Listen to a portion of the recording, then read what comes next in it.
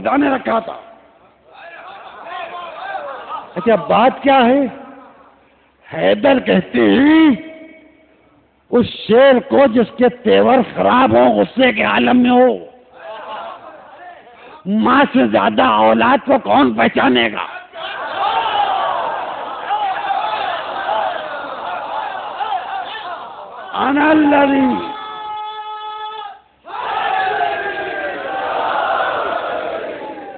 अनल्लदी सम्मत उम्मी हैदरा, मैं वो हूं कि जिसकी मां ने उसका नाम हैदर रखा है।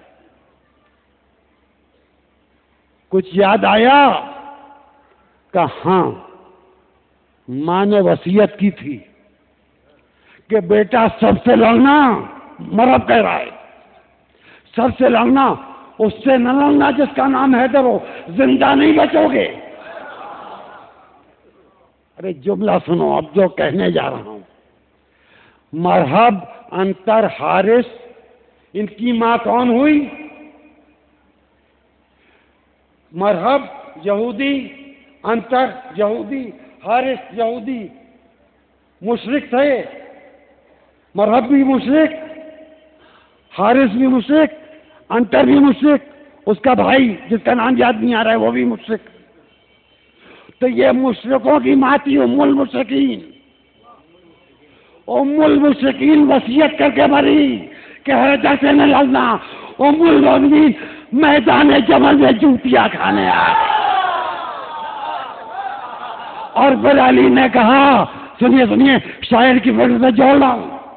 अली ने कहा, हसनैन अब जाके कह दो मेरा पैमाना सब लबरेज हो रहा है, ये वापस चली जाएं, वरना वो हक के तलाक इस्तेमाल कर दूंगा जो रसूल मुझे दे गए। नायाब साहब, मौला ने आपको जरिया अता किया,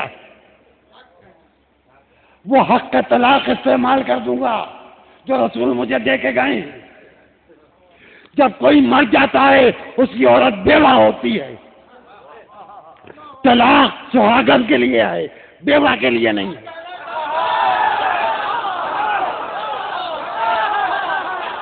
तलाक सुहागन के लिए, बेवा के लिए नहीं।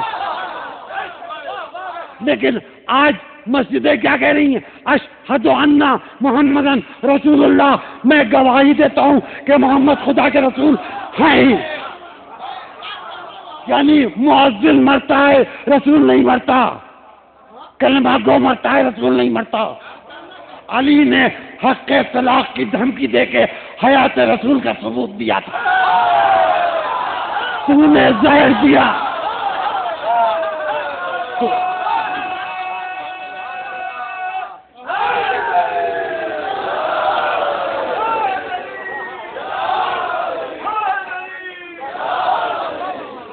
तूने जहर दिया, तूने जहर दिया, मगर मोहम्मद खुदा के रसूल हैं। हक के तलाक मेरे पास है। अगर अली के पास हक के तलाक ना होता तो कहती कैसा हक के तलाक, मैं तो बेवा हूं, ये कौन सी शरीयत लेके आ गए? चुपके से चली गई, बसरे का खजाना समेट के मदीने में जाके दबक के बैठ गई। अब न खून उस्मान याद आ रहा है, न कुछ याद आ रहा है। अली ने तलाक देने की बात कही थी, वो हक के तलाक इस्तेमाल कर दूंगा जो रसूल मुझे देके गए। अब सोचिए, इतनी मुकम्मल खिलाफत दुनिया में अली के अलावा ना अली से पहले किसी को मिली, ना अली के बाद किसी को मिली कि जिसमें तलाक तक का हक शामिल हो। तो जिसके पास तलाक का हक है उसके पास आग करने का हक भी है। और रसूल ने फरमाया है कि अना व अलीउन अबा व हादिहिल उम्मा, मैं और अली दोनों इस उम्मत के बाप हैं। अब जिन्हें आंख होना था वो गदीर के मैदान में जमा हो गए। देखिए, मैं आपसे कह रहा हूं, बिखरता चला जाऊंगा अभी समझने के लिए, और सिमटूंगा 10-15 मिनट के अंदर। वो गदीर के मैदान में जमा हो गए। एक तवील खुतबा नहीं, उससे पहले नमाज ज़ोहरैन, जोहर की नमाज असर के बाद बिला फजल पढ़ी, क्योंकि आज अपने खलीफा बिला फजल का ऐलान करना है। फिर 2 रकत नमाज रसूल ने पढ़ी और 700 साहब में 200 से ज्यादा मैं वो बुनियादी किताबें दिखा सकता हूं जिस पर मजहब अहले सुन्नत की बुनियाद है। 700 से ज्यादा असहाब ने रसूल के पीछे 2 रकत नमाज पढ़ी।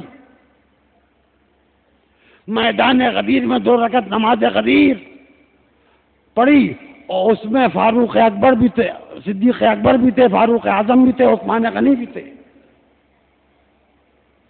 खाली मीसा में तमार होते, अबू जर गफारी होते, मिक़दाद होते तो आप कहते ये तो बस नबी की हर बात मान लेते थे बेसोचे समझे। ये तो नबी पर ऐसा ईमान लाए थे कि कभी शक भी न किया। ऐसे असहाब कि जो बार बार नबूवत को परखते थे, बार बार मुनहरिफ होते थे, बार बार हुक्म मानते थे, हुक्म मानने से इनकार करते थे। देखिए मैं कहां से कहां तक उड़ता हुआ पहुंच रहा हूं। आप मेरे मुतफर्रिकात पर गौर कीजिएगा, फिर इन मुतफर्रिकात को जमा करूंगा। अब गदीर के मैदान में सब ने 2 रकत नमाज, ज़ोहरैन की नमाज साथ पढ़ी, फिर 2 रकत नमाज पढ़ी। फिर छठे इमाम अलैहिस्सलाम ने जब आमाल गदीर बताए तो 2 रकत नमाज गदीर बताई और फिर उन्होंने मस्जिद नबी में पढ़ी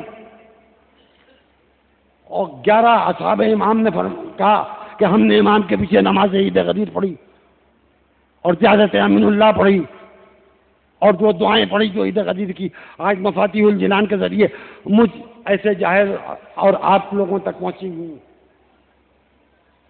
अब गदीर पर एतराज का मतलब रसूल के अमल पर एतराज है और असहाब पर एतराज है।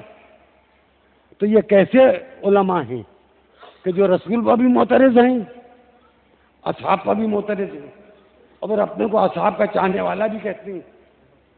अच्छा, इनकी असहाब से मोहब्बत भी खुली। अब देखिए एक बार और भी कर रहा हूं। इन्होंने की अज़मत सहाबा कॉन्फ्रेंस 2 साल पहले की थी दिल्ली में। काबे का इमाम पकड़ रहे थे, काबे में अब कई इमाम हो गए हैं। अज़मत सहाबा कॉन्फ्रेंस दिल्ली में कहाँ की? रामलीला ग्राउंड में। रामलीला ग्राउंड हर जगह है। रामलीला ग्राउंड का काम क्या है? वहां दशहरे के मौके के ऊपर कुंभकर्ण, मेघनाथ और रावण के पुतले फूके जाते हैं, क्योंकि हिंदुओं के 3 यही हैं। देखिए मैं इनके नाम भी गलत नहीं लूंगा। कुंभकर्ण से मकसद कुंभकर्ण है वो नहीं है जो आप समझ रहे हैं। मेघनाथ से मकसद मेघनाथ है वो नहीं है जो आप समझ रहे हैं।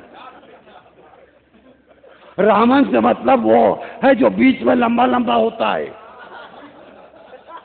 जिसकी इतना बुद्धिजीवी है कि उसकी बुद्धि का प्रतीक 10 सर बनाए जाते हैं।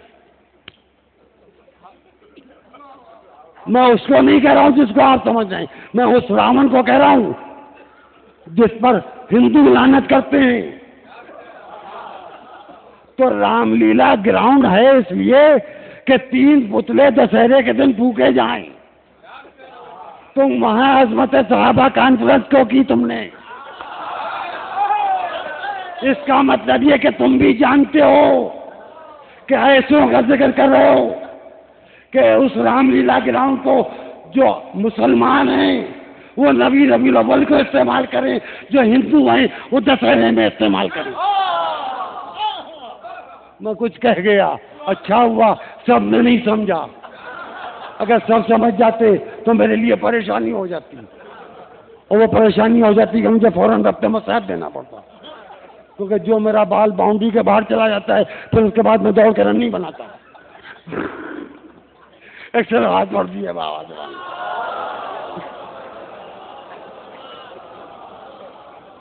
जरा और सोई हुई धीरे से चुपके से तलवात पढ़िए, ऐसा ना हो कि सब फरिश्ते सुनने। धीरे से चुपके से तलवात पढ़िए।